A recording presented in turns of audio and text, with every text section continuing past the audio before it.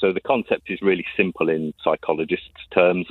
You're confronted with potential catastrophe, but it will require to avert it sort of fundamental changes to lifestyle, sort of tax, etc., or you carry on as business as usual. And generally speaking, humans go for the business as usual because of this concept of risk blindness. So they basically ignore the obvious, ignore the science, ignore the facts, just continue for risk because it's easy to just park the risk. And it's the opposite, isn't it? If it ain't broke, don't fix it psychology, because it's essentially saying if it is broke, ignore it. yeah. But your mention of the film Don't Look Up, I mean, It is the perfect analogy of where we're at right now. I mean, the whole thing from beginning to end is pretty much probably the way this thing is going to play out, I would argue. So would there be like a tiny number of humans left on the highest mountains with all the money?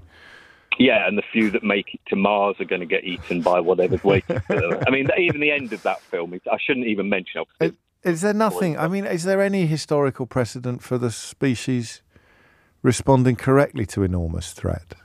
Well, the analogy that Dr. Jeremy Leggett would use I'm going to look into this. Is the war footing.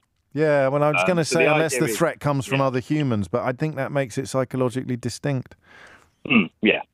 Don't you? I'm confronted with fascism and a war, you basically, shoulder to shoulder, the entire nation builds munitions, grows food, stands shoulder to shoulder. We're not there yet. My gut feeling is we're probably not going to get there. The way this plays out from the data I see and have been looking at since sort of the late 80s. Also, I'm not sure that suggesting the threat of fascism would see us all link arms and resist in the context of what's happening in America next week is necessarily the most uplifting.